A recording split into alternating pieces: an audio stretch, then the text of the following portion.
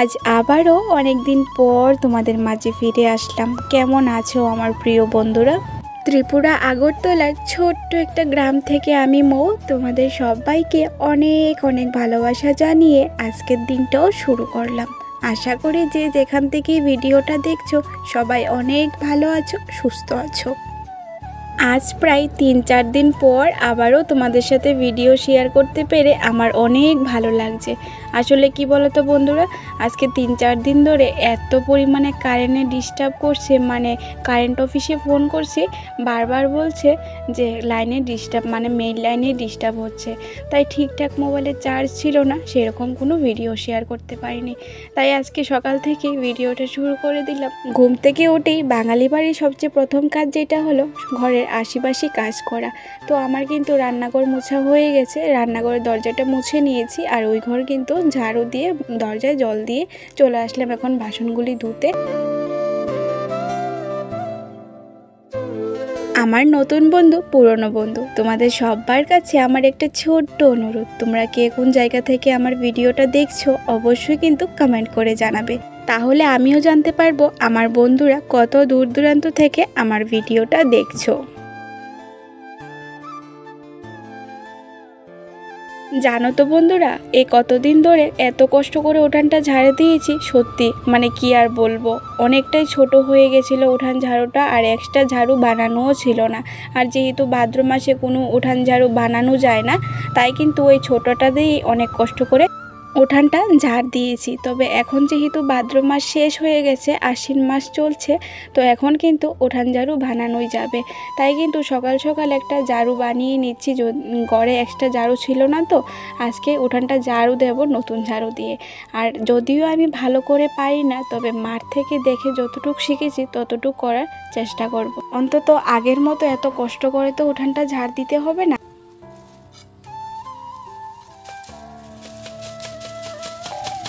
চলো বন্ধুরা, আমার সংসারের কাজগুলি করতে করতে তোমাদের সুন্দর সুন্দর মিষ্টি মিষ্টি কমেন্টের উত্তর দিই। আগের ভিডিওতে তাসলিমা দিদিভাই কমেন্ট করেছে, জানো তো বোন, তোমার ভিডিওগুলি আমার অনেক ভালো লাগে, তোমার সাথে ফোন করে কথা বলতে খুব ইচ্ছে করে, তোমাকে আমার অনেক ভালো লাগে দিদিভাই, আমি প্রথম মা হলাম, আমার বাবুর জন্য দোয়া করো।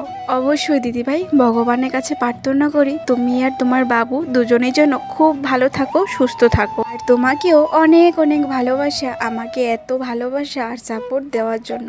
সত্যি কথা বলতে এই রাস্তায় না আসলে বুঝতেই পারতাম না যে রক্তের সম্পর্ক না থাকলেও এত সুন্দর সুন্দর সম্পর্ক পাওয়া যায়, ভালোবাসা পাওয়া যায়। নেয়না লাইফস্টাইল চ্যানেল থেকে একজন দিদিভাই কমেন্ট করেছে, দিদিভাই তুই ভিডিওটাতে লাইক দিয়ে পুরো ভিডিওটা দেখে নিলাম, অনেক ভালো হয়েছে দিদিভাই, ভিডিওটা অনেক ভালো থেকো।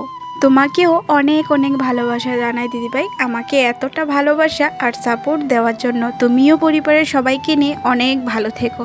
উঠান ঝাড় দিয়ে এখন চলে আসলাম কাপড় ধুতে। জল নেওয়া আমার সব দিকে হয়ে গেছে, এখনও যেহেতু জলটা আছে ভাবলাম জলটাকে না ফেলে দিয়ে কাপড় কতগুলি আছে এগুলিকে ধুয়ে দিই। আর এখনও জানো তো রান্নাটা বসাইনি, কারণ কালকে রাত্রের অনেকটাই ভাত তরকারি আছে, যদি তোমাদের দাদা আসে ওইগুলি কিন্তু দিতে পারবো, তাই আগে কিন্তু বাইরের কাজগুলি সেরে নিচ্ছি।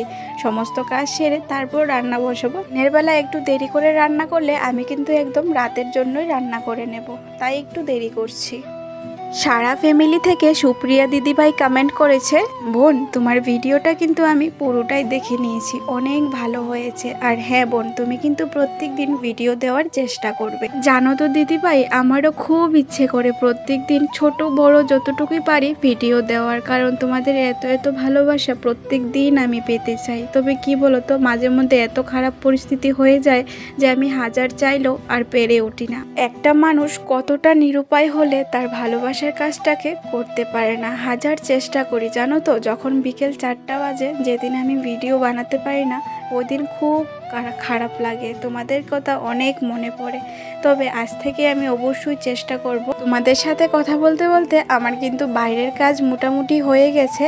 এখন বসিয়ে দিলাম রান্না। ছিম আর আলু ভাজা বসিয়েছি, একটু মাছের ঝোল করব। আর এদিকে দেখো আদা পেঁয়াজ কাঁচামরিচ একটুখানি পেস্ট করে নিচ্ছি।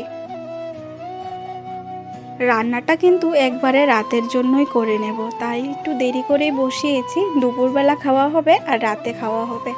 জানো তো বন্ধুরা, আমাদের বাড়িতে না খাওয়া দাওয়া নিয়ে এত তাড়াহুড়ো নেই, তবে রান্নাটা ঠিকই টাইমের মধ্যে করে রাখতে হয়। সকাল 8টার মধ্যে এক তরকারি ভাত রান্না করতে হবে, আর রাতের বেলা 8টার মধ্যে সমস্ত রান্না শেষ করে নিতে হবে। কারণ সকালবেলা তো তোমাদের দাদা না খেয়ে চলে যায়, তো ও কখন আসে না আসে তার কোনো ঠিক নেই, তাই এক তরকারি ভাত রান্না করে রাখলে আর টেনশন থাকে না। আর রাতের বেলা 8টার পর যদি রান্না শেষ হয় না, তাহলে ওই দিন মনে করব আমাদের বাড়িতে সূর্য উঠে যায়, মানে একটুটাও দেরি হতে পারে না, 8টার আগেই রান্না করে নিতে হয় রাতে। জানো তো বন্ধুরা, আমরা যারা ইউটিউবে কাজ করি বা ভিডিও বানাই, আমরা কিন্তু রাস্তাঘাটে বেরোলে বা নিজের বাড়িতেই সবার কাছে সমান সম্মানটুকু পাই না, কারণ আমরা ভিডিও বানাই, মোবাইল চালিয়ে কাজ করি। সবাই কিন্তু এই কাজটাকে খারাপ চোখেই দেখে। কিছু কিছু মানুষ আছে যারা মনে করে আমরা এরকম করি শুধুমাত্র সময় নষ্ট করে কাজ না করার জন্য। জানো তো বন্ধুরা, আমরা মেয়েরা কোনোদিনই নিজের কথা ভাবি না। আমরা কিন্তু এই কাজ, যে কোনো কাজই করি না কেন, সবটাই সংসারের মানুষের জন্য, নিজের স্বামীর জন্য। আর যদি আমি এই রাস্তায় সৎ পথে থেকে কিছুটা ইনকাম করতে পারি, তাহলে কি আমার জন্য আমি কিছু করব না? আমার স্বামী, আমার সংসার, আমার সন্তান, আমার সংসারের প্রত্যেকটা মানুষের জন্যই আমি কিছু করার চেষ্টা করব। আপদে বিপদে সবার পাশে থাকার চেষ্টা করতে পারবো। কিন্তু কিছু কিছু মানুষকে কোনোভাবেই বলে বোঝানো যায় না যে এটা খারাপ কাজ নয়। প্রত্যেকটা কাজে কিন্তু পরিশ্রম থাকে, পরিশ্রম ছাড়া কোনো কাজেই কিন্তু সফল হওয়া যায় না। আর যদি আমি অফিসে চাকরি করতাম, তাহলে কি এমনিতেই স্যালারি দিয়ে দিত? না, মাসের 30টা দিন অফিসে গিয়ে খাটতে হতো, তারপর স্যালারি পেতাম।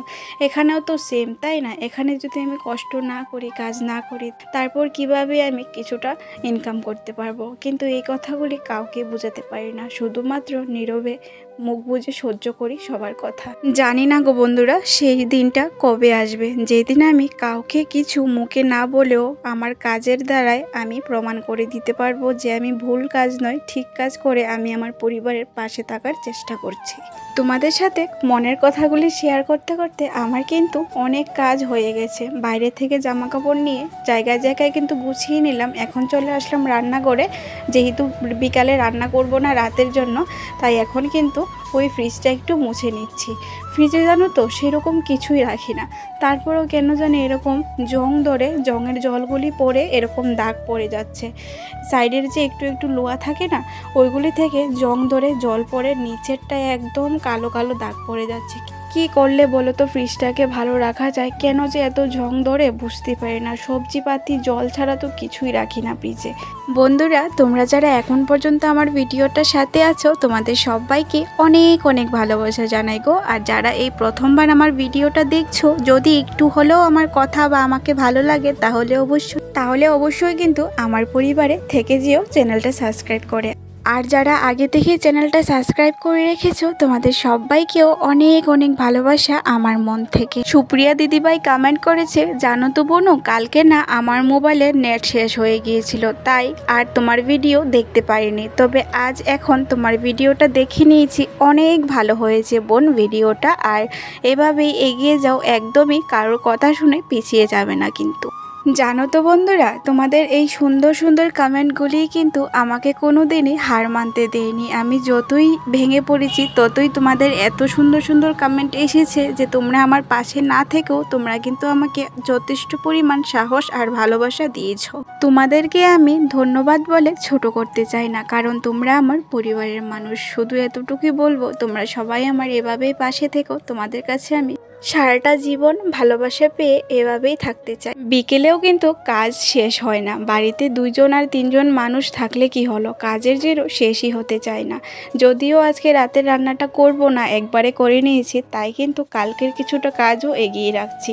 কালকে এই ড্রামটা ধোয়ার ছিল যেহেতু, তাই ভাবলাম এখন যেহেতু ফ্রি আছি, এখনই ভালো করে ড্রামটা ধুয়ে রেখে দেই, তাহলে কিন্তু সকালবেলা উঠে একটু তাড়াহুড়োটা কম লাগবে। ভালো করে ড্রামটা ধুয়ে নিয়েছি, এখন কিন্তু ঢাকনা দিয়ে দেব আর পাইপ লাইনটাও ঠিক করে রাখবো। যদিও সকালবেলা একটু ঘুম থেকে উঠতে দেরি হয়ে যায়, তারপর কিন্তু জলটা এসে খালি পড়বে না, ড্রামে এসে পড়বে, জলটাও নষ্ট হবে না।